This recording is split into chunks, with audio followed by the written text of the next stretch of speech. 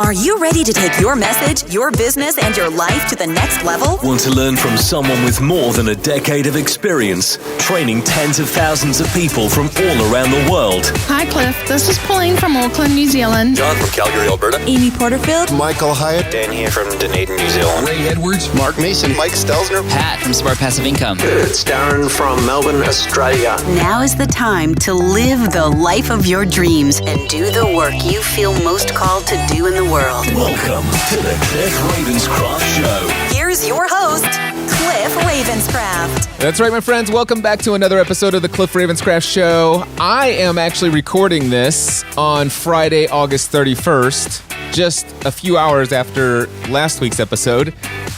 But it's being released on the day of the Free the Dream conference. So I wanted to get an episode pre-recorded to make sure that while I was in Franklin, Tennessee, serving those who had decided to attend the conference live, I still wanted you guys out there to be able to, on time, have a valuable piece of content here from the Cliff Ravenscraft Show. And today's title of this week's episode is going to be called The End of My WordPress Woes.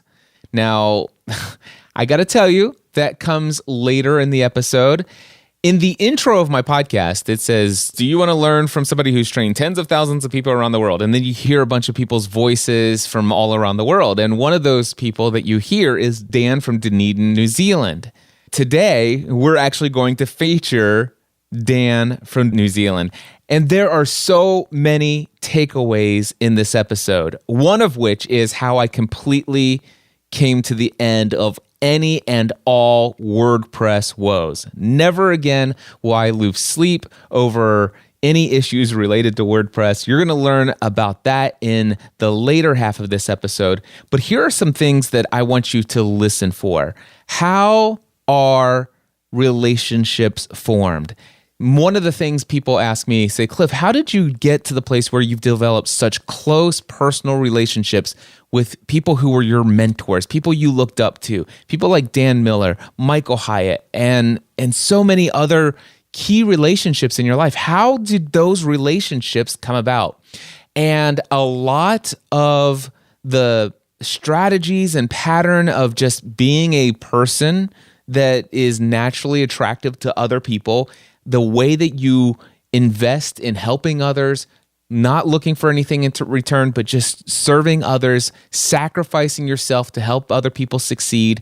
You're going to hear how Dan Faulkner and I developed the relationship that we have today, which is beyond what I would call a relationship, and you'll hear me use the language friendship, genuine, heartfelt friendship with my friend Dan Faulkner in Dunedin. Actually, he's no longer in Dunedin. He's sold his home and they've moved to a different city, but on the South Island of New Zealand. So you're going to learn a great deal about how relationships are formed.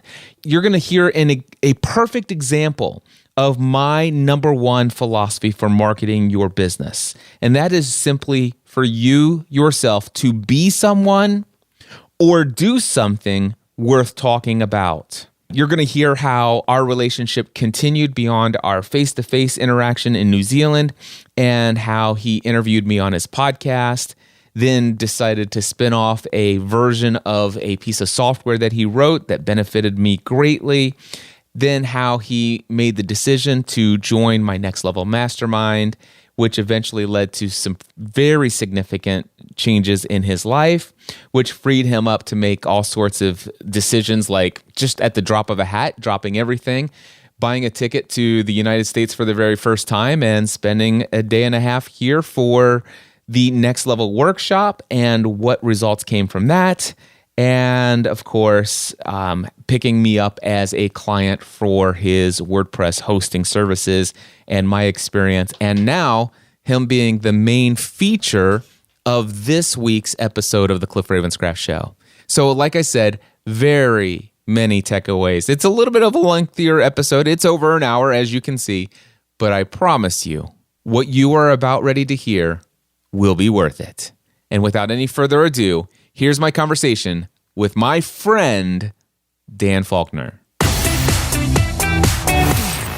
Dan is actually he's among my first 3 New Zealander friends, Kiwis in the world. I was always so jealous of Father Roderick von Hogan, who would go to New Zealand and he's doing the Hobbiton tour and all these other crazy things years ago. And I'm like, yeah, I can't see myself ever getting to New Zealand. That would be nice though, boy. And it just reminds me of just how much in the past I used to have a very difficult time dreaming of things, which is crazy because today my mission and my passion in life is to help people free their dream. And back in 2011, I set some goals for myself to become a paid public speaker. And specifically, I also not only wanted to get paid to do public speaking, but I wanted to see the words keynote speaker next to my name. And I started dreaming about that. But I never knew back in 2011 that my dream to be a paid keynote speaker would lead me to a 10-day, all expenses paid trip to New Zealand by my friend Paul Spain, who lives in Auckland, New Zealand, who invited me to come and do the opening keynote for the Asia Pacific Podcast Conference. It was during that trip that I was approached by this guy named Dan on Facebook. I'd never heard of him before, but we were obviously friends on Facebook. And he said, hey, I happen to be on the South Island of New Zealand. And if you're going to be over here and you make a trip down to the South Island, I would love to chauffeur you around and show you some sights. And just to give you an idea, I didn't know there was a North Island and a South Island. I just thought it was New Zealand. And I'm like, well, and so as a result of that, Dan, I did some research. And I found out that, hey, there are 2 islands, and it just so happens that I'm not on the South Island. I'm going to be on the North Island in Auckland, it appears. And I had to look all the stuff up on Google Maps, and there was no itinerary for me to go down to the South Island. But I went to the North Island, and everybody on the North Island of New Zealand said, how long are you here for? And I said, 10 days. They said, well, you're definitely, when are you going to the South Island? It was just assumed, right? And I'm like, what is up? What is down at the South Island that I can't see on the North Island? And everybody talked to me and they said, okay, you got to do it. So I planned on doing it. So last minute, do you remember this, Dan? Last minute, I'm like, hey, Dan, do you remember that offer? It just so happens I might be coming down. And tell folks, what did we do? How do you remember? Tell the story from that point from your side. Yeah, so I actually do remember you reaching out to me at first, and I had completely forgotten about the offer that I'd made. And I'd also just put my resignation in at work because I was moving to a new job. So I had to call up my boss and go, hey, can I take some time off? So after that, I quickly jumped into action because you had no flights or accommodation or anything. So I quickly did some research and sent you this big, long email with, right, here's what you're going to do.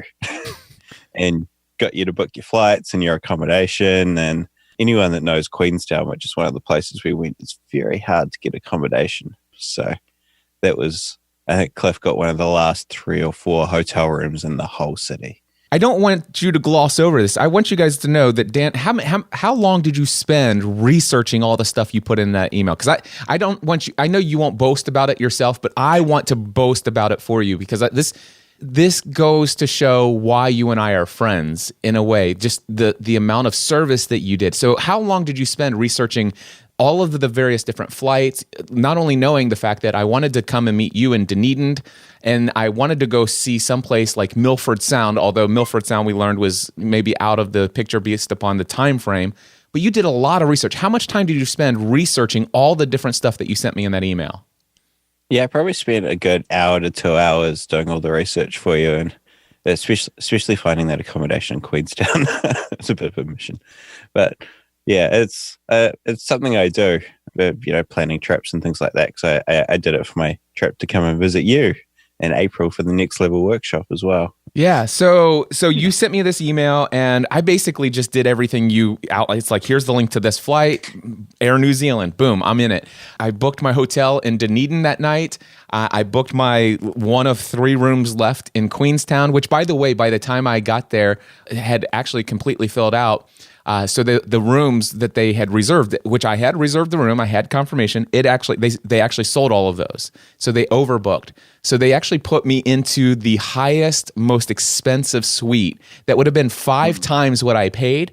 I had my entire apartment like overlooking the mountains right there on that lake in Queenstown, like the iconic spot. It was incredible. So, wow. Okay, so I go to New Zealand. And you had just decided to put in your resignation. You're on your last few days, and you asked for some time off, and they gave it to you. Yeah, did. I flew in. I remember you said, Cliff, you're going to fly in, but I won't be able to leave work until whatever time. So I just flew into Dunedin. And I walk around all day. This was back when I was in my walking phase. I'd walk anywhere and everywhere for hours upon hours.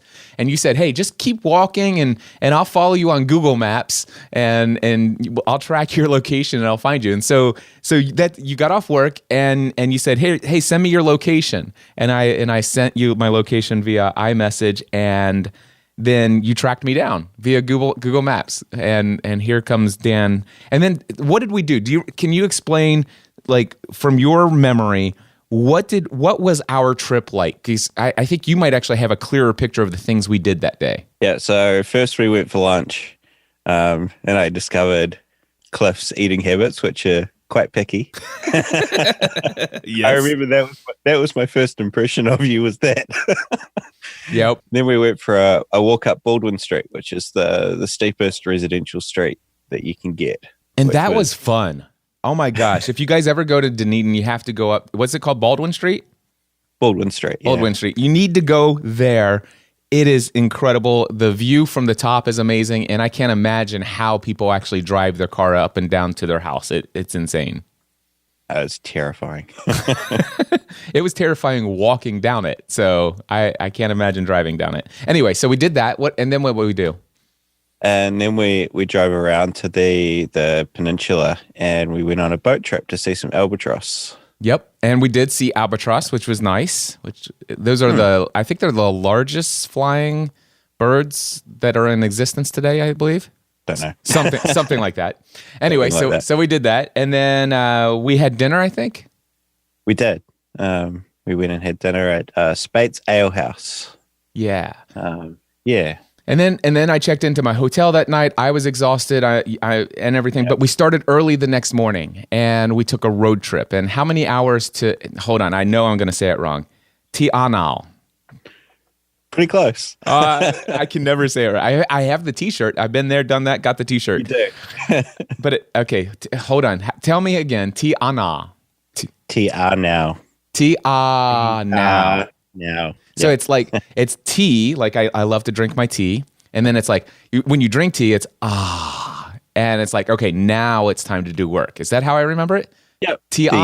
There you go. So I'll edit all of that out. So we drove to Te Anau.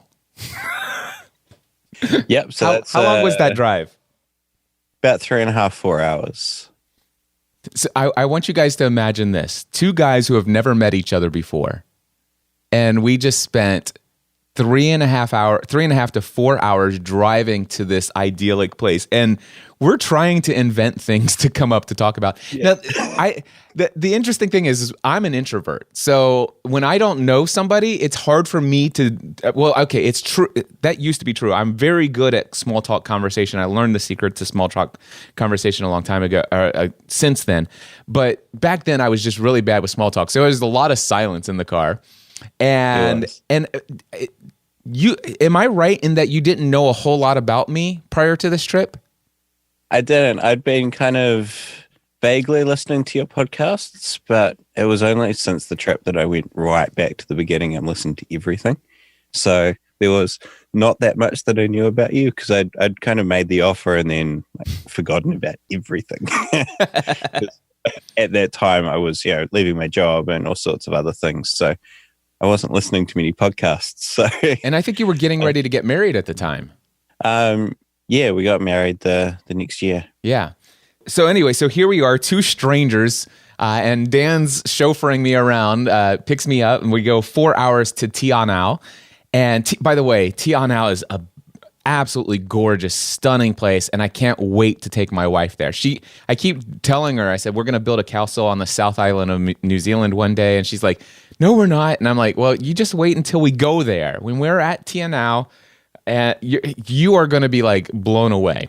And by the way, I have not been to Milford Sound. Will my mind even be further blown if I go to Milford Sound? Yeah, it's the same kind of mountains and water that we saw when we took that selfie on the beachfront, but more. Sweet. I can't wait. All right, so we go all the way to Tianao, and I get the T-shirt, and it was an incredible time. And then how long was the drive to Queenstown? I'm actually popping this into Google Maps as we're talking because I can't remember. So it's another couple of hours because we have to drive back out because it's so hilly and mountainy. You actually have to drive well back out into the island and then around to Queenstown. Yeah. So several more hours, and then we get into Queenstown, we drop off my stuff at the hotel, and then we have dinner. And then you've got other things going on in your life, so you have to drive back. So how many hours was it to drive back from Queenstown to Dunedin? Yeah, so that's a longer drive again. So that's about 4 hours back. So 8, 9, 10. So you were basically to be able to pull this trip off for somebody you hardly even know that you made this offer. And I'm like, hey, I would like to do this, this, and this. And you go out of your way to make all of this happen. And you take your car and drive me, and you do all this driving for 10 to 12 hours. Yeah. And I got to tell you, folks, that made an impression on me. And I want to say something about my marketing philosophy in this world. I have a lot of things that I attribute the success that I have today as far as building my brand and building key relationships with people. And my number one marketing philosophy that I've learned that is the most impactful, the one that actually will have the longest reach, the furthest reach, and the longest impact, the deepest impact in the world. And it's this: it's be someone or do something worth talking about. And Dan basically demonstrated by reaching out in the first place, and then after being kind of blown off, and then at the last minute, this guy comes and says, hey, remember that offer? Is it still open? But by doing all the things, the investment that you made in somebody that you weren't, you weren't even a Cliff Ravenscraft fan. It's like you were a fan of more like Father Roderick Von Hogan and Greg and Jennifer Willits. I mean, you were a lifelong loyal fan of those people. And it's probably just through my relationship with them that you were just somewhat aware of who I am. And yet you did all of this for me, and that communicated to me, without words, it communicated to me that this is someone worth talking about. But then, not only that, you did things worth talking about. And that's why, we're not here to talk about how our relationship got started in New Zealand. We're here to talk about some other things, and we'll get to that.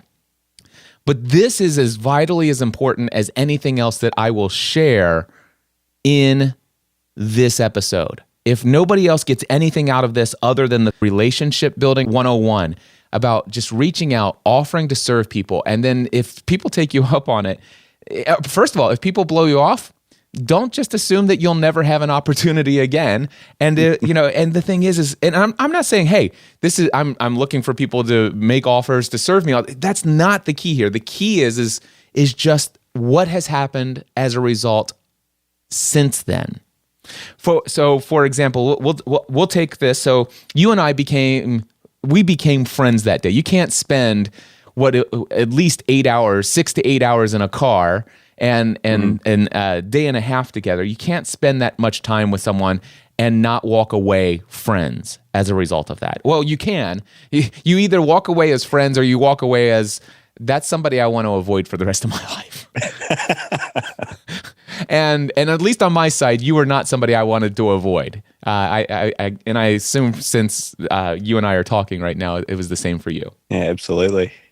So we didn't immediately start following up with each other consistently. I think you started listening to my podcast more frequently and stuff like that. And I think you and I had some quote unquote exchanges, maybe some social media, Facebook posts back and forth. I maybe saw some comments, more frequent comments from you as a community member, and an email exchange every now and then, right?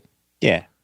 What was the next big step? What was it the Next Level Mastermind? That was the next big step in our relationship, or was there something before that I'm missing? You came on one of my podcasts. Oh yeah, so you reached out to me and invited that. Okay, thank you. Yes. So you reached out to me and you said, "Well, explain your podcast. What was that podcast and what was the format of it?" My podcast was I'd bring guests on and I had a random question generator which would pull out questions of various levels of deepness, from what's your favorite color to what's the meaning of life kind of questions. And we'd just go back and forth, kind of interviewing each other, really, with these random questions. So, seriously, random questions. I mean, and you had 5 different levels, right?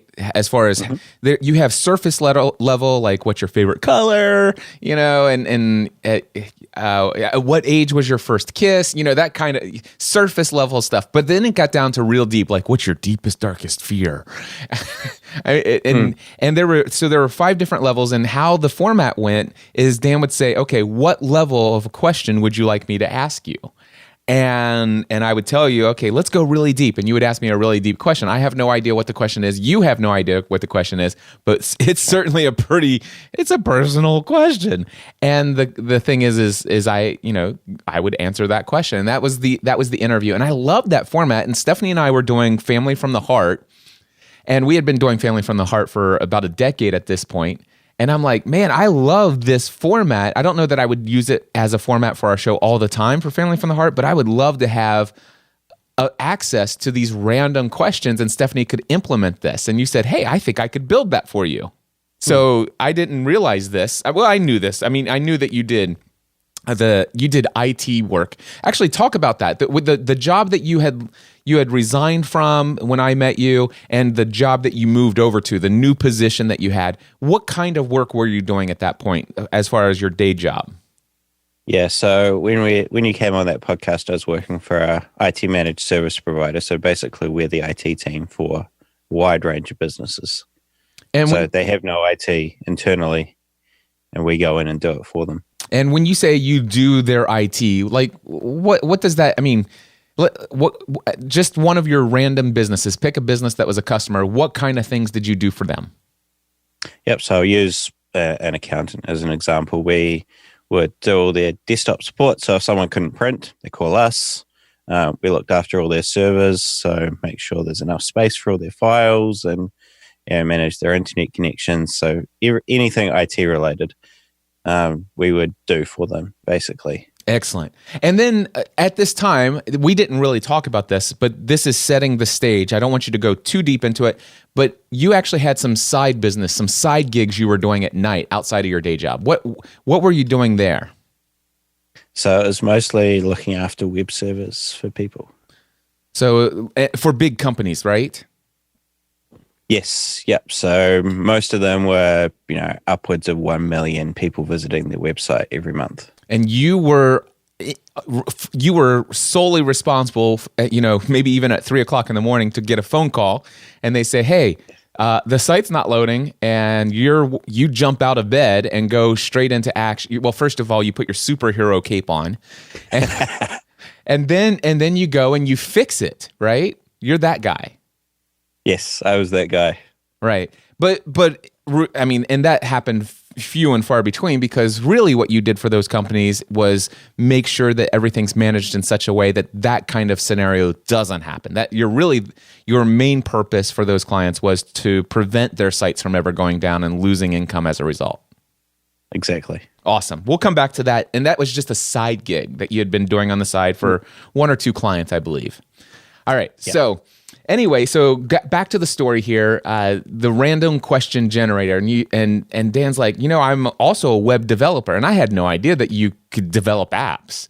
And I'm like, and you just offer, it's like, let me spin a version of this off just for you, and maybe I'll create it as a service if other people might be interested. And I think some people reached out to you. I don't know if it ever turned into anything as a viable product, but how did that go? Yeah, so a couple of people did reach out to me. Unfortunately, their use cases didn't quite fit, and there would have been a lot of work to make it fit.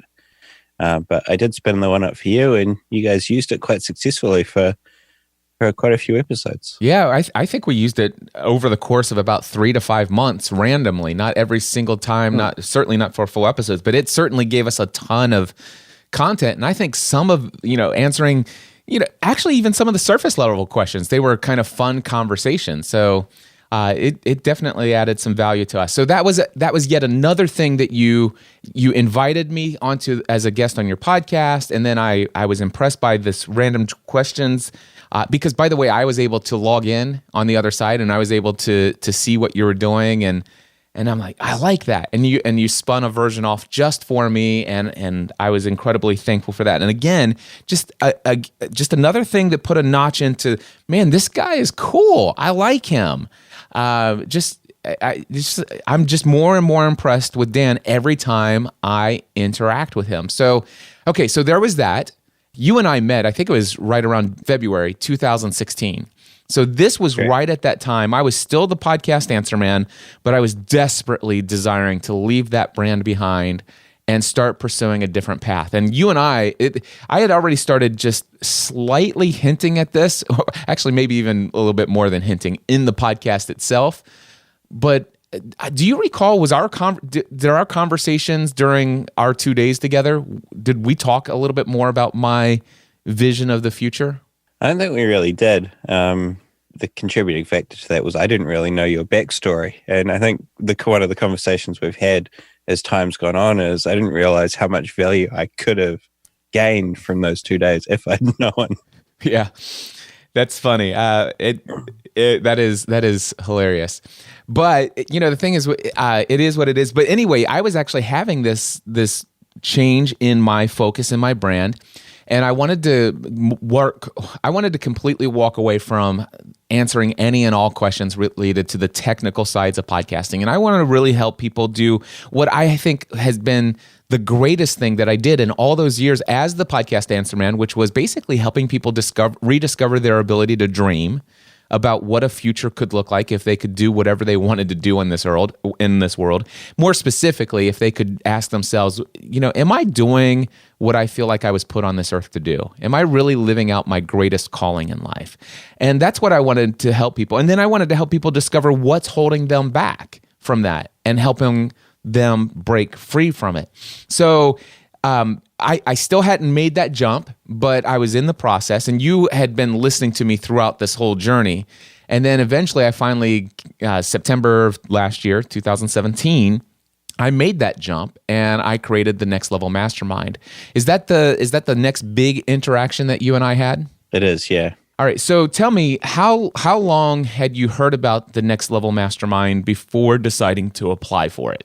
It had been a while. I kept going, I really want to do that, but I need to get my business to a point first. And then I remember being in the supermarket and you saying, right, I'm going to start aggressively marketing this and there will be no spots left. So I was like, right, I have to sign up. So that's what got you. The fact that I said, listen, this thing's going to be full. I'm not launching any more than the 2 groups. And if you want in, you better get in. And so it's good to know that scarcity, and it wasn't false scarcity, because the AM group, which is the one you initially joined, it did at one point fill completely up. There's currently 2 spots available in that, so if anybody's interested, nextlevelmastermind.info. But anyway, you decided to join, and you had the day job, and you had the night gig. Give us a little explanation of where you were. What was your goal of joining the Next Level Mastermind? Because of course, one of the requirements is that if you do have a day job, it's not a problem. If you have a day job, it must be your goal to leave your day job within 12 to 18 months. And so that you certainly fit into that. But what was your mindset right there at that point? Where were you in that journey? I guess the big kind of draw card was you going, well, you get all this access to me and, there's all these extras that aren't in the marketing, but you get. And that was like, right, I'd quite like that. So I did that, but it was also I could probably leave my job in 12 to 18 months, maybe.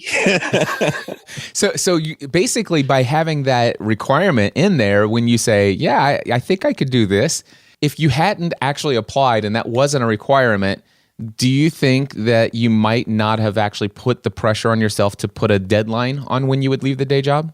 I'd say that's pretty certain, yeah. Okay. I love that because I love it because I know where this story is going, and it's awesome.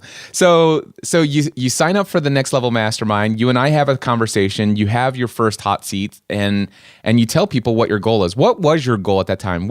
Where were you as far as the number of side gigs that you had and how much income there compared to how much you were making in the day job? You don't have to express publicly what your numbers are, but just like even percentage wise or whatever.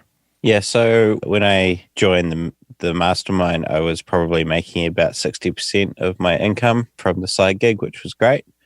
But my concern at that time was that I only had 2 big customers. That was the topic of my first hot seat was it's a bit of a risk. But as I learned, having one employer was also a risk. So that kind of cemented my journey down towards potentially going full-time in the business. Yeah, and I remember that first hot seat, and some of the questions were like, well, first of all, and by the way, you were saying like 60% of all of your income at that moment was from the side business that you were doing. So that means that 60% of your total income was what you're doing in your free time, and 40% of your income was all of the hours you spend at the day job. That's right. The question became, well, first of all, how did you get those 2 clients that you have? What is the track record? How long have you been working for them? Which, if I'm not mistaken, I think it's been over 2 years for both of them, right?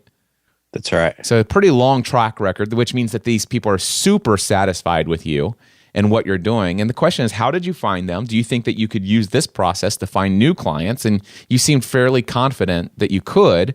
And so the question became, well, if you didn't have the day job and you had 40 hours freed up every single week to try to find a third and a fourth client, it just seems that if 2 clients can generate 60% of your income, one more client could probably replace the other 40%. And the thing is, you're not going to stop there, right? No, of course not. So let me ask you this. What kind of shifted in your mindset in those first initial calls that you had? The first hot seat wasn't as impactful as the next one. The first one definitely got me starting to look for new clients, and it definitely put the kind of the seeds in my mind of maybe I could actually leave my day job and do this. Let me ask you this. How long ago was that first hot seat, the one where you started looking for new clients aggressively? So I think that was December of 2017. So basically we're talking 8 months ago. And how many clients do you have now? So I have 9 clients now. 9 clients. When you had 2 before, and now you have 9. You joined the morning session of the Next Level Mastermind, which met from 9:30 a.m. to 11 a.m. Eastern time. What time was that for you? Depending on daylight savings, somewhere between 1 and 3 o'clock in the morning. Yeah. So between 1 o'clock and 3 o'clock in the morning. And is that start time?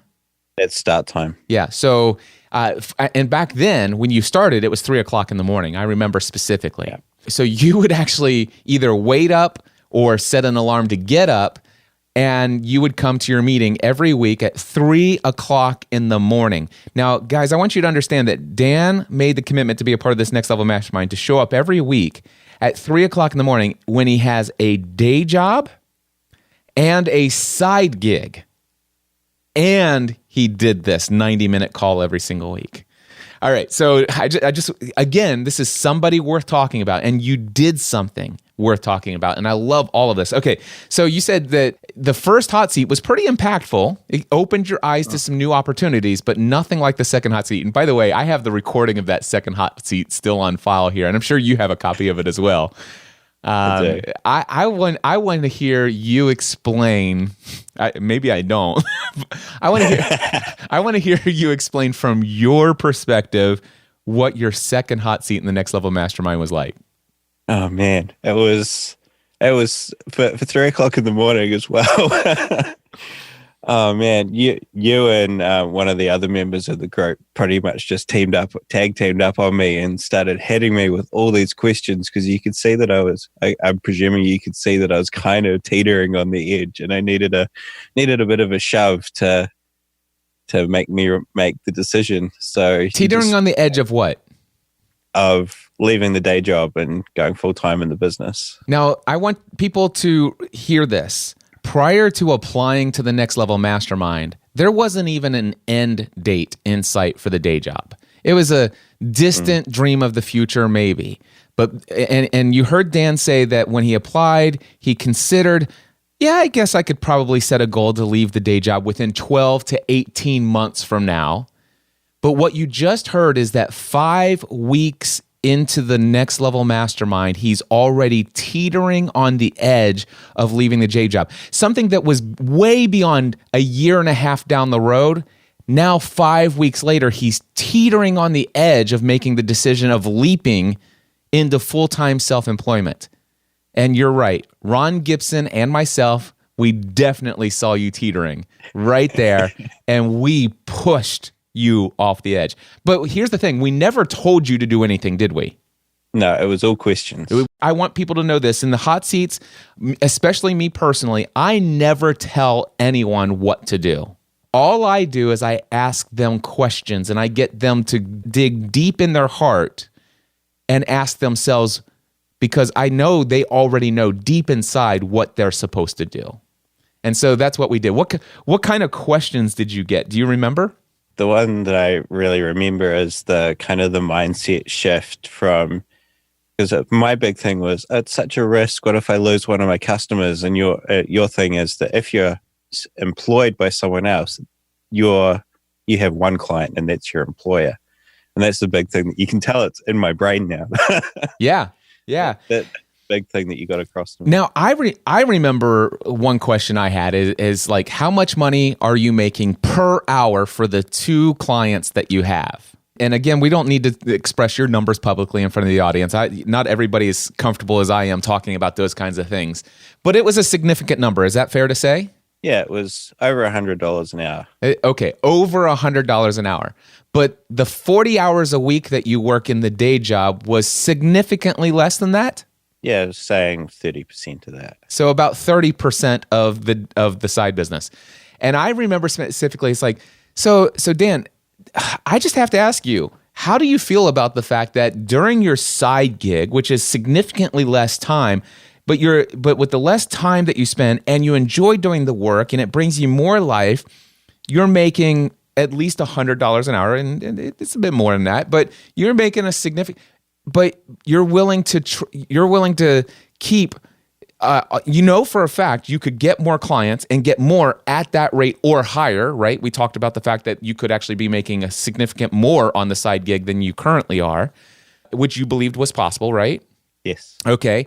And then the question was, well, wait a second. But you don't want to leave the security of making 30% of that guaranteed.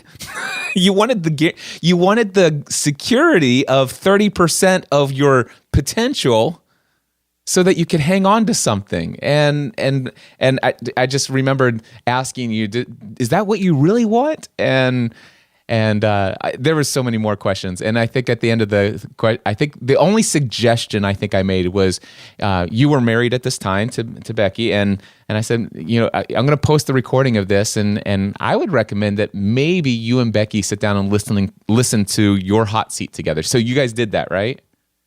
No, we actually didn't. You didn't? Oh, no. I thought you did. In the end, I didn't. In the end, it didn't matter. It didn't matter. I said to her, I've had this hot seat. This is what happened. Do you want to listen to the recording? And she's like, no, just do it. Just do it. Yes, I love it.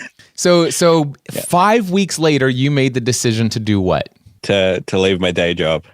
5 weeks into the Next Level Mastermind, you made a decision to do something that 5 weeks earlier wasn't even, it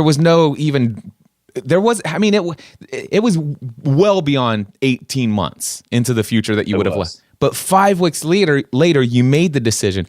Now, when did you leave the day job? How long ago was that? My last day was the 20th of April. Oh, okay. So that's right, because I remember you wanted to give them plenty of time to find ways to replace what you were doing there, which is awesome.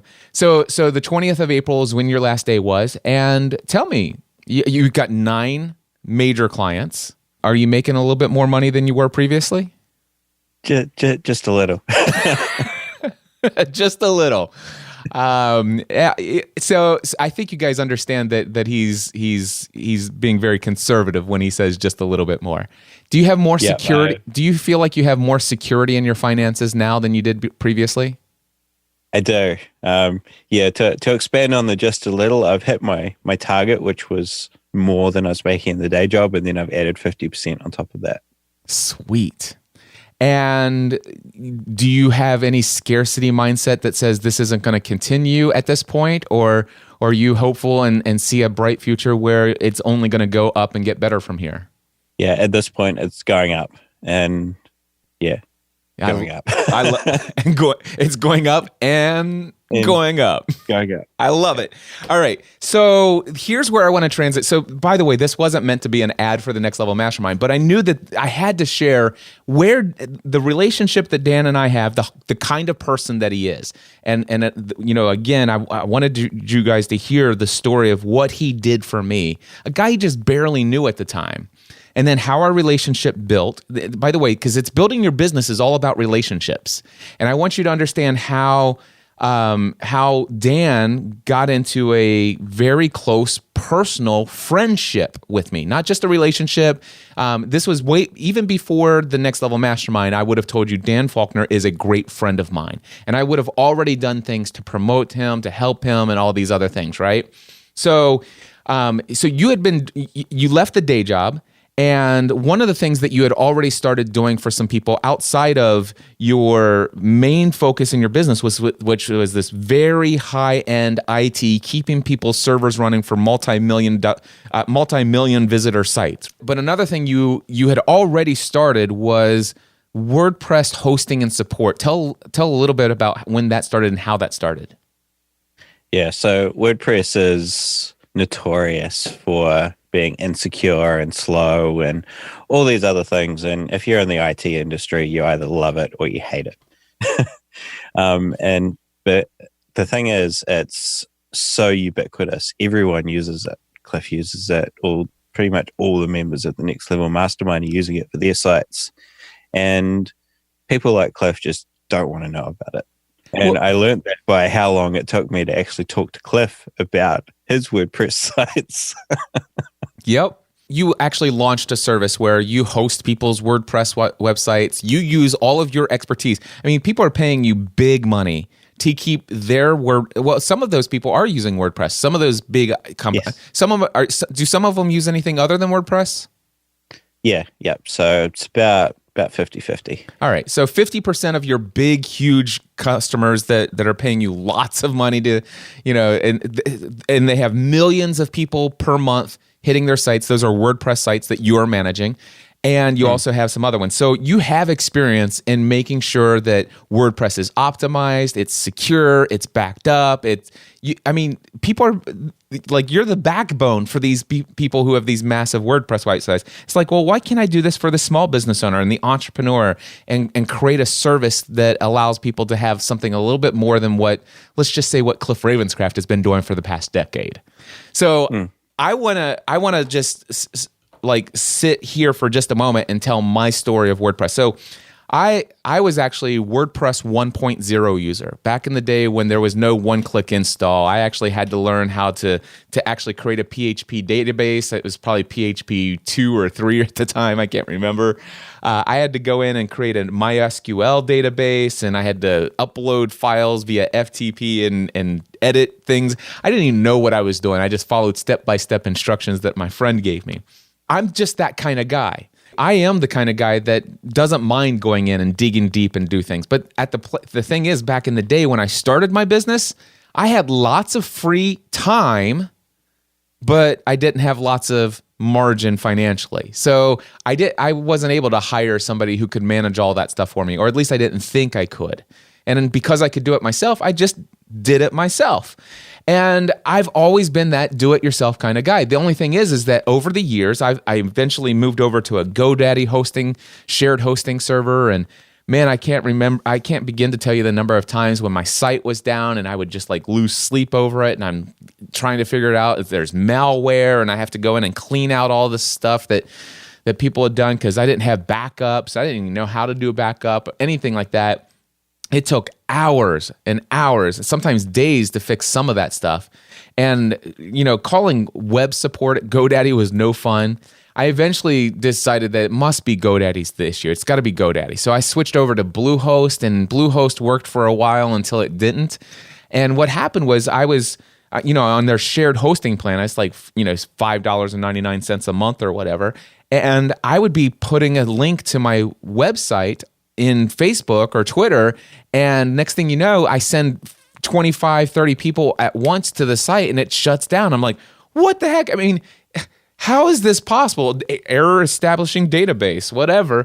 And it's just like, this is insane. And I would call web support, spend, hours and, just dealing with it. And finally, after a while, I was like, okay, I'm convinced that the problem is that I'm on shared hosting. Now, real quickly, I want, Dan, for you to explain what shared hosting is and why it's a problem for people out there who are paying $5.99.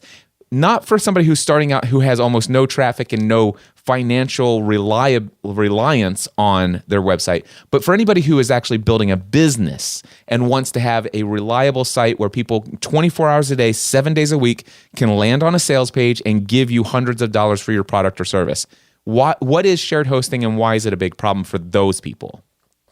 Yeah, so shared hosting, kind of in the name, is shared. So you have a server which hosts websites, and then these hosts who are charging, $3 to $5 a month will put 100 or 1,000 accounts with, maybe 5 or 10 websites in an account on one server. So you end up with servers with, tens of thousands of websites on them. Yeah, so it's not just me sending traffic to my site, but the other thousands of people who are sending thousands of people to their websites. And it's like I might actually not be promoting anything. I might just be going in and it's like, hey, let me add a new blog post, and my site's down. And why is that? It's because somebody else who has an account on my thing just sent 150 people to their website, and that just exceeded all of the CPU and bandwidth that is allotted to that computer, right? That's right. So I decided, okay, so my problem is obviously shared hosting. I've outgrown shared hosting. And I didn't know I knew enough to get all that stuff working. And if something was wrong, I knew how to go and research the problem that I have, find other people who had the problem and who explained how they fixed it. And then I researched that fix. And I could spend 8 to 10 hours and figure all that stuff out. I'm that kind of guy. So I was using something called cPanel. I still don't even know what cPanel is. It's some kind of overlay that allows me to do stuff. And I heard about a company called Servant Hosting who had virtual private servers. Tell me real quickly, what is a virtual private server? Yeah, so it's the next step up from shared hosting. So instead of 100 people on a server, you might have 50, but the software that's running the virtual private servers makes sure that everyone gets kind of an equal allocation of the resources of the big server that they're on.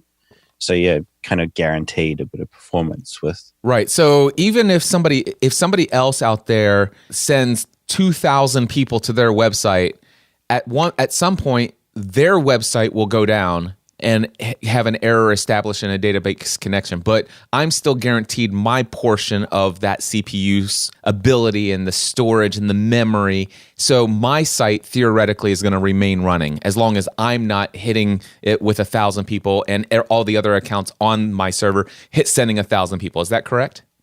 That's correct. Cool. All right. So I switched over to Servant Hosting, and quite frankly, I was super pleased. My site had never loaded faster. It's awesome. And the coolest thing is that I was on Bluehost, which had cPanel. They had cPanel for an extra fee. And they said, hey, since you have cPanel, just give us your username and login to Bluehost, and we'll migrate everything over for you. I went out to lunch one afternoon. I came back, and 2 hours later, they said, you're now on our server. And I'm like, cool, how do I log in? Nothing changed. Everything you did for Bluehost, that's how you do it on us. Nothing has changed. And I'm like, seriously? And do I have to do anything? Nothing has changed. It's like, this is awesome. All right. And so I had great telephone support at the time. Well, over time, their telephone support started to degrade and you had to do support tickets, and support tickets started to get less and less responsive. Not as far as responsive on time getting back to you, but things that they used to do for me, they're now telling you, oh, this is your issue and this is what you need to do. And I'm like, well, how do I do that? And I'd have to go back and forth. And what used to be something, it's like, oh, Cliff, we'll do that for you. Now it takes me about 4 or 5 responses back and forth with support to figure out what it is I need to do, how to do it, and then I have to go do it. And here's some things that I don't understand. I know how to go into WordPress, and by the way, still have no backups of my site. At one point I installed Backup Buddy, which is a pretty popular plugin out there, and I created an Amazon S3 account to back up all of my site to Backup Buddy, and supposedly I have all these backups, and if anything happened, I could get that backup and use our Backup Buddy restore tool and restore my site. And that probably worked for about 9 to 10 months. And eventually I started getting errors that there was some kind of error in Backup Buddy. So quite frankly, I went probably about 4 or 5 years without any backups on my website. By the way, a company that's making a minimum of $250,000 a year, and I have no backups on my website. How insane is this, right? And I don't even know, at this point, I've so far exceeded what I don't know that I need to know in WordPress. So I've been talking about this in my podcast. I even have an episode with Mark Mason where we talked about, am I going to hire somebody else out there to do the redesign of my site, or am I going to do my own with a different theme and try to manage it all myself? I just can't decide. And Dan joins the Next Level Mastermind, and one of his hot seats, he says, listen, I think I'm going to create this service. I'm already doing WordPress hosting and management of WordPress sites for small entrepreneurs and small businesses. And I think I want to take this to the next level. And that was one of your hot seats. And I'm like, this sounds interesting. And all of a sudden other people are like, well, Dan, let me hire you. And you're approaching me, Cliff, let me do your site. And I'm like, but Dan, you don't understand. I don't have time to mess with this. And then eventually what happens is you decide to come to the Next Level Workshop. So let's talk about that for a second. What on earth made you decide to come to the Next Level Workshop? It was a bit of a combination of things. You very kindly offered a bit of a discount for Next Level Mastermind members to get them to come. So that helped. And Greg and Jennifer decided to come to it. And that was like, right. I've met Cliff before, so that's not a big deal. It'd be great to see him in person, but it's not a big of a draw as Greg and Jennifer, who I've been listening to for years. So, and that's Greg and Jennifer Willits. You can find them Adventures in Imperfect Living on iTunes or any of your favorite podcast directories.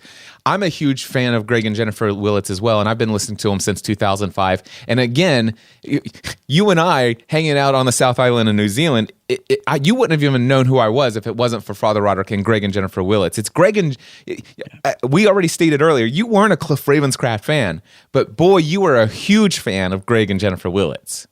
And so I think it's hilarious that the real draw to come to the Next Level Workshop, to make a trip from New Zealand to Northern Kentucky, the real draw for you was Greg and Jennifer Willits was coming for the Next Level Workshop here live in person. That's right. Yeah. People were saying to me, you went to the US for the first time and you went to Hebron. Hebron, Kentucky? Yep. Yeah. So let me ask you this. How was your experience with the Next Level Workshop and also the relationships that you built here? What value did you get out of that time? So I got to meet Greg and Jennifer, and we had big conversations because I had started to take over their WordPress hosting. So that in-person meeting kind of solidified the friendship and the business relationship as well. And Ron Gibson, who we mentioned before, has also decided to take me on to look after his business's services. So you actually picked up some new clients here. You took a relationship of somebody that you are a huge fan of, and it became a face-to-face relationship, solidified even further business relationship with somebody who you've been a fan of for more than a decade. just so many things coming out of that. And also, you said, okay, hey, Cliff, I'm here for an extra day. The workshop's over. How about on Sunday, we talk about your website? And I'm like, oh, crud. I'm so exhausted after a day and a half of teaching. I mean, literally, because tell people, how much do I teach at the Next Level Workshop? Yeah, the entire day and a half, it's Cliff talking, and it's great. It's not a Cliff's talking. We should shut up. It's a Cliff's talking, and we're learning so much. But we start on Friday. We start at 7:00 in the morning, and we go all the way until 9:30 in the evening. Now, some of that's lunch and dinner, but still. And then the next day is 7:00 in the morning until about 1:30 in the afternoon. And it's like nonstop. And so then on Sunday, it's like, hey, yeah, let's talk about your WordPress website. And I'm like, oh my gosh, my WordPress website. And I'm thinking, there's no way Dan's going to understand all of the things, because well, first of all, I want to see if you can just off the top of your head, what kind of things did I have going on? Can you tell people what I had on my plate when it came to WordPress websites? Yeah, you had so many sites. You had the old Plus membership site, the GSPN site, cliffravenscraft.com. Ravenscraft.org, ravenscraft.org/old-blog. Yeah. Balance Living Weekly, The Biggest Loser podcast, and by the way, all of those. And Virtual Assistant, yeah. And Virtual Assistant. All of those different WordPress installs. Oh, and lilyinsurance.com. My mom and dad's old website for the business. So I had so many things, and it was all kind of hodgepodge together, and things were inside of folders and other folders. But I also had lots of actual content in folders that was non-WordPress related, custom PHP scripts and stuff like that. I had all of this different stuff, and I was like, there's no way. I mean, I know what it all is, but how can I communicate that all to Dan? And so here we are Sunday, and I'm just laying it out for you. And I'm like telling you this and this and this, and I'm waiting for you to like write down tons of notes. And Dan's, let me tell you guys, Dan's sitting there in front of me, and he typed up a couple things, and I think he just typed up URLs, but he's making no notes, like no notes. And I'm like, do you want to write this down? No, I got it. No, I got it. I understand. And I'm like, but here's the thing. It's like, but Dan, you don't understand. One of the things that I want to do is I want to take Podcast Answer Man, and I want it to become the cliffravenscraftshow.com. But I also want to make sure that if somebody types in the cliffravenscraftshow.com, it actually points to that. The main URL points to my Kajabi landing page. But I want to make sure that anything else still pulls up under WordPress. And I want to do this. I mean, it was insane, the number of things. Like there was like 18 different instructions that had to happen exactly this way. And he's making no notes. I can't. It's like, he goes, yeah, I can do that. And I said how long would all that take? And what did you say? What did you tell me? I think it ended up taking about 5 hours. I think that's what I said at the time as well. Yeah, I think I'd probably get that done in an afternoon, but about 5 hours. He says, all I need you to do is send me your login to Servant and your login to each of your WordPress installs. That's all I need. And I'm like, that's all you need? And I said, well, wait until I have some time to send this all to you. And I was kind of freaked out about it and stuff. And by the way, I'm paying $135 per month for Servant hosting, and I'm doing everything on my own. But Dan, you got to see what it was in there. Number one, not a single backup of my site anywhere. How out of date was my WordPress versions and plugins? Yeah, some of them were better than others. The podcastanswerman.com site was probably better than others, which was still probably, I was probably a point release version of WordPress behind where it should have been. And I was probably 3 or 4 plugins behind on updating. But here's the thing, like if you go into ravenscraft.org or ravenscraft.org/oldblog, 2 different WordPress installs, by the way, my guess is that they were like 3 or 4 full versions of WordPress behind and every plugin out of date, which correct me if I'm wrong, but those are quote unquote the weakest link. And those were the ones that were most vulnerable to any and all 0-day attacks. And had they got attacked, it would have actually brought down everything on my server. Is that correct? That's right, because they're on the same account. They have access to all the files for cliffravenscraft.com or podcastanswerman.com as well. So if you'd one of the old ones that you cared less about got compromised, it would have been all of them gone. All of them gone. And zero backups. That was where I was, taking care of all of this myself. But I was paying $135 per month for the hosting. And as long as my website's loading, that was my main concern. And here I had, every single month I had a reminder, update all WordPress sites. And I would like, okay, I'll do it next month. And it's just like, come on, seriously? It's just like, ain't nobody got time for this. I asked you, how much would it be? So you had some managed options, and you have some managed options. So tell people what you offered to me, and which is available to everyone. So first of all, how much is hosting? So hosting is $64.95 a month, and that includes 40 gigs of space, which is heaps. Yeah, I think you're using about 12. Yeah. So I have a lot, and I'm nowhere near what people need to worry about going over. So how much is it? 65 a month? About, yeah, and it's good for about 100,000 hits a month, which is pretty much anyone. If you're doing more than that, then, well, in theory, you'll be able to afford to pay more for that. But an average WordPress site maybe gets 10 to 20,000 hits a month. Yeah. So $65 a month is a little bit less than $135. But what am I on? Am I on shared hosting if I move over to your $65 a month? So you have a virtual private server which is dedicated to you. So just your site. So for you, it's wait a second. You said a virtual private server is where it's usually a server that has multiple accounts on it, but everybody is. So is there anybody else that's on my account, or on my server?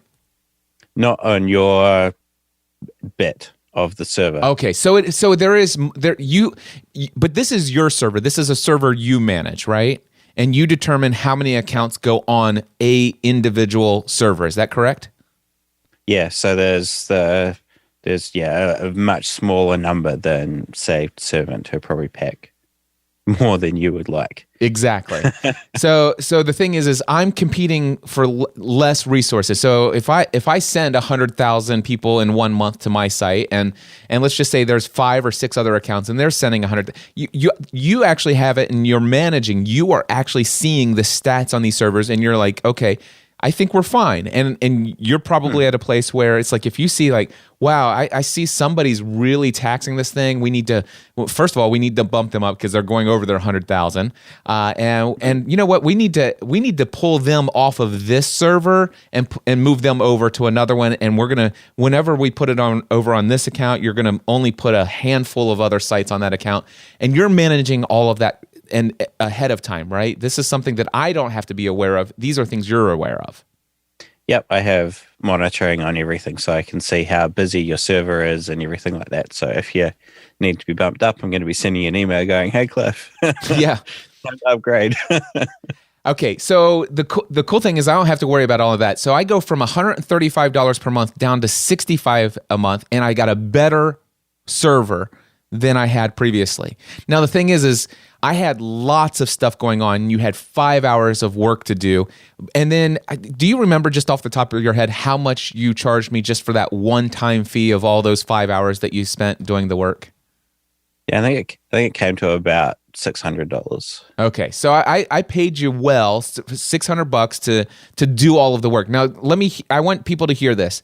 That's not the average cost that somebody who's switching over from Bluehost or another company is going to have to pay you. It's not going to be that because I had a lot going on. Is that right? That's right. Yeah, you're definitely in an extreme case. I was an extreme case. So on average, what would you say? Because you've done some other migrations for people. On average, what's the one-time cost of you doing all of the work to move just an average podcaster, small business owner over to your service?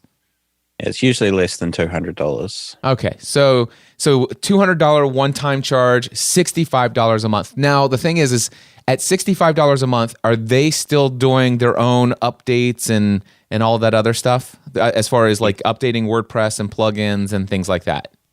Yeah, so it's still just hosting. Okay. But it's hosting that I look after for you for WordPress specifically, but it's it's just hosting. It's just hosting, but it's a virtual private server hosting, which is better than the $135 virtual private server that I had previously at $65 a month. So it's not your $4.99 hosting per month, but that's because those are shared hosting. This is $65 a month for an awesome virtual private server. So the thing is, though, is you have options for ongoing maintenance. There's an automatic option. So for people like me who say, yeah, I'm going to go in once a month and update all of my plugins, and I'm going to update to the latest version of WordPress, but I really never do. You have two different services. Tell us what those two different services are and what do they cost? Yeah, so there's the $8 a month standard, which is automated updates. So I have a piece of software that automatically updates plugins and themes in WordPress for you. So if all you were doing was logging in, clicking update, and then going away again, that's the service for you because it makes sure it's updated. And it monitors your site 24/7. So if it goes down, I get an alert. If you're only on the standard plan, I'm not going to get up at 3 o'clock in the morning to deal with it. But when I do get up in the morning, I will deal with it straight away and sort it out. There you go. So for $8 a month, you don't have to worry about your plugins, your themes, and your WordPress actual software being up to date. And if your site goes down, chances are Dan's going to know about it before you are. But at $8 a month, he's not getting up at 3 o'clock in the morning to deal with it. All right. But you have another plan. What's the other plan? I do. So the other plan's $75 a month, and it's the advanced plan, which is the one that you're using for Cliff the Ravenscraft show. That includes managed updates. So I or a member of my team will actually log in and do your updates and then check your site to make sure that it's working. So if there's a bad update or something changes and it breaks something, we're going to know about it immediately and fix it immediately. And does it also include backups as well? Yes. So the other things included are backups. So once a day, your site gets backed up to a server in another country. So you could lose a whole country and still have your WordPress site. You probably have bigger worries, but that's beside the point. Yep.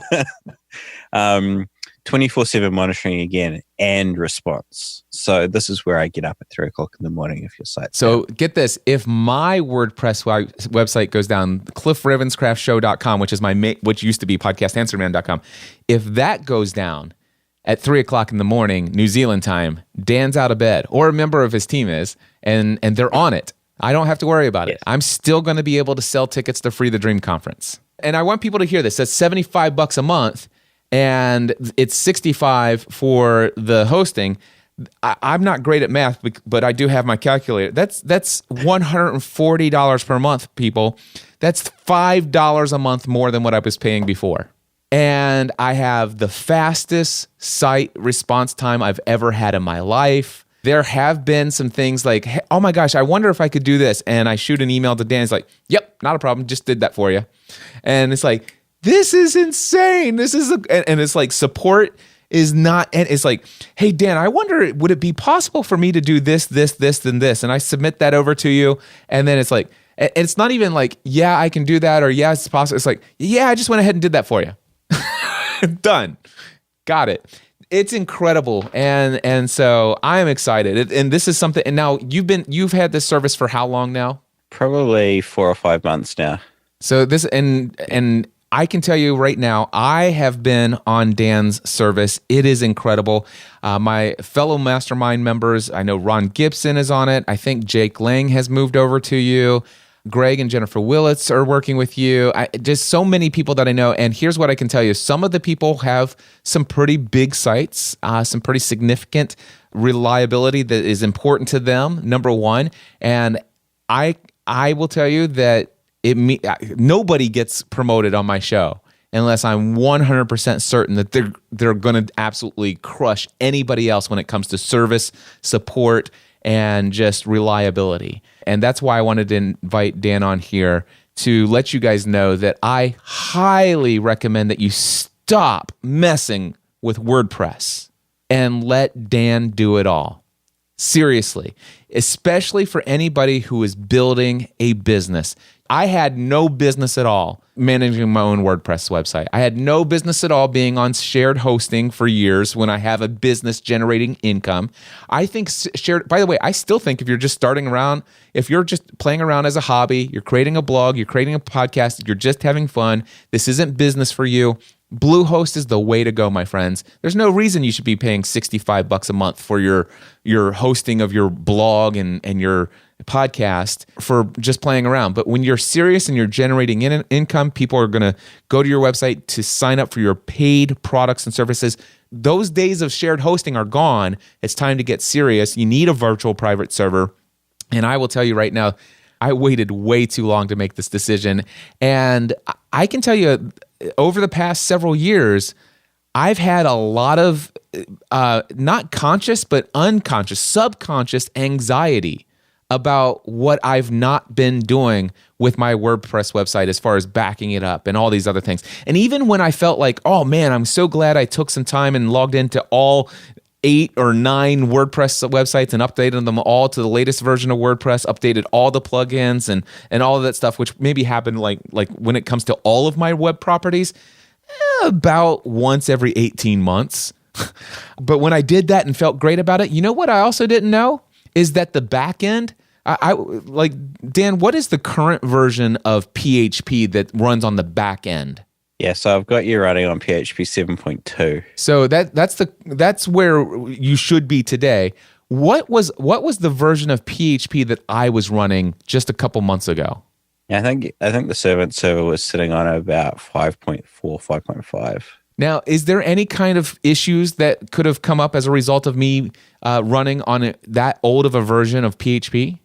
Probably should have been running on 5.6, which is the current kind of version of that old one. But PHP 7 has a huge amount of performance increases, which is the biggest benefit that you would have seen from doing that upgrade. So basically, by being on PHP version 5 point something, I was actually running much slower. My page times were slower than they would have been or could have been if I had known how to upgrade. Thing is, I know how to go in and update WordPress to the latest version and all that other stuff and all those other things. I have no clue how to upgrade to PHP. Not a clue. I could probably figure it out, spend 2 or 3 days and do it, but I'd probably break a couple things and have a bunch of curse words come out of my mouth as a result, which is why I never did it. But the thing is my Google rankings were dropping like crazy as a result of how slow my site had become. And I thought, even when I did my best and I felt like on a scale of 1 to 10, I would pat myself on the back and I'm like, I'm a total 10 when it comes to managing my WordPress. I still didn't even know that that my PHP version was not even up to the latest version of that 5.6 or whatever, but that I could even be on PHP 7 point something and see all these performance upgrades. And not only did I not know it, I didn't even know how to do it if I did know it. And the thing is, I don't have to worry about this. So with my $140 a month total package, if all of a sudden there's a PHP 8.0, is that something that you're going to take care of? I don't need to worry about that or even think about it, right? That's right, and that's actually included with the $64.95 as part of the hosting, not even part of the advanced management. So that's not even the $75 advanced management. Just your basic VPS hosting only. You update your own WordPress plugins and everything. You do your own backup. $65 a month. Your hosting of the VPS includes upgrading you to 7.2 or 8, whatever, or 9 down the road. Servant hosting never did that for me. I'm just saying. My gosh, I can tell you this. I have never slept so soundly when it comes to not worrying about my website anymore. I never get emails. I used to get emails, Cliff, I tried to go and do this on your website and I get this error. And they show me a screen capture of where my site's down again. Or at least it was when they were trying. And I'm like, well, it's running now. I don't know what was happening. And I send an email off to, servant hosting and I get a thing back later. Well, maybe you need to do this. And I'm like, well, how do I do that? Well, you need to do this. And how do I do that? Well, here's a support ticket over. Oh, whatever. Number one, I haven't had a downtime yet. And number two, anything I've ever wanted, it's like I just shoot it off to Dan or a member of his team, and it's like, yeah, we did that for you. Done. I love it. All right, so Dan has his hosting at $65 a month. If you want, you can pay the $8 a month on top of that and get the automated updates. I recommend the full package. Get the $65 hosting, pay the $75 for the advanced management. You got all the updates. If your site goes down, he's going to be notified before somebody in your community reaches out and emails you and tells you that it's down. They're going to be on top of it, and they're backing everything up for you. You can sleep soundly, and it's only $5 a month more than what I was paying with Servant. And I was still doing all the stuff on my own and not even knowing how much I was screwing everything up. So, Dan, wow, I am so incredibly blessed, number one, to call you my friend. And I'm also incredibly blessed to have you completely eliminate any and all anxiety, stress, fear, or worry related to my website. I'm happy to help and take that stress away for you. And yeah, for me, not so stressful because I know it inside out. So yeah, that's the other thing. I remember I told you guys, he took no notes. But I sent him an email, and of course I rewrote everything in my notes. It's like, okay, Dan, all Dan says, just give me your username and login to all your WordPress sites and your username and login to Servant. That's all I need. But I took the time to write out everything, and he probably just ignored all that and he just did all those things. Because I mean, it's like what seemed so complicated to me. It's like, oh yeah, I totally understand why you would want to do that, Cliff. And yeah, that's simple. And it's just like, in your mind, that was a no-brainer. And it's kind of like, for me, it's kind of like saying, Cliff, but here's the deal. I want to be able to hook up my mixer so that I can hear the people on Skype from my computer in my headphones, and they can hear me from my microphone and that going into the mixer. But I can't figure out how on earth I'm going to be able to do that without the person on Skype actually having their audio come from the computer back out to them. And it's like, that seems impossible. And I'm like, oh, that's just a mix minus. It's like, and for me, I know that off the top of my head. It's like that it's like, well, do you want me to, I get on a call with somebody, it's like, well, do you want me to send you a diagram of how I have everything? No, I don't need any of that. All I need you to do is this. Tell me, where is this cable plugged in? Okay. This knob, where's it turned to? 12 o'clock. Okay. Turn it down all the way to the left. Boom. There, done. That was it. It was that simple. It's like, I love that you do this. By the way, I do want to let people know, I do have an affiliate relationship with Dan. He is offering this to anybody who's a small business owner, entrepreneur, anybody who has a WordPress website and understands the value of having something more than shared hosting, and understands the value of not having to worry about backups, not having to worry about updates, not having to worry about malware, basically, anyone who has a WordPress website and simply doesn't want to worry about anything. And you can get that for the $65 for it's $64.95 for the hosting and $75 for the advanced. And you can get all of that if you go to mindsetanswerman.com/WordPress. mindsetanswerman.com/WordPress is my affiliate link. And if you sign up with him and sign up for his package, yes, I will get an ongoing commission, just so you know that. But let me just tell you, I would not be recommending Dan just because I get a commission. I recommend Dan because he's eliminated all of my worry and stress related to websites. And he's offering a service that is well beyond anything I've ever experienced before in all of the places I've researched online. And all of my friends are moving over to Dan, and I suggest that you do so as well. It is mindsetanswerman.com/WordPress. Dan, thank you so much for coming on the show, for allowing me to tell our story of our relationship, our friendship, your journey of having somewhat of a dream of maybe eventually leaving a day job, and how becoming a member of the Next Level Mastermind made that possible, within 5 weeks, at least in your mind, and put it in progress to where now you're actually a free human being, living life on your terms, making way more than you ever dreamed possible before joining the Next Level Mastermind. And then thank you for everything, telling the story about how you got into the business of managing people's websites and how you're actually, for a fraction of the cost, able to do this for small business owners, what you get paid tons of money to do for major, massive websites out there. We're all blessed to have you as a resource. Thank you, Cliff. Well, there you go, my friends. That was my conversation with Dan, and we're already so long in this episode. I'm not going to speak for too much longer. I just want to say this. Stop worrying about WordPress.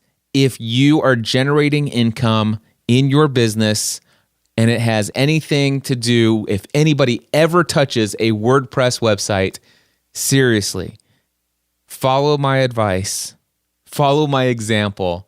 Head over to mindsetanswerman.com/WordPress, sign up for his $65 a month hosting plan, and I highly encourage you to go ahead and add on the additional advanced managed hosting that we talked about. I'm more than happy to pay, though, I think it's a total of $140 a month every single month. It's only $5 a month more than what I was paying with servant hosting, and I got to tell you, the number of nightmares, anxiety-ridden days and weeks and months and all the other stuff, it's all gone. And it's totally worth it. mindsetanswerman.com/WordPress. Until next week, I encourage you to take everything you do to the next level.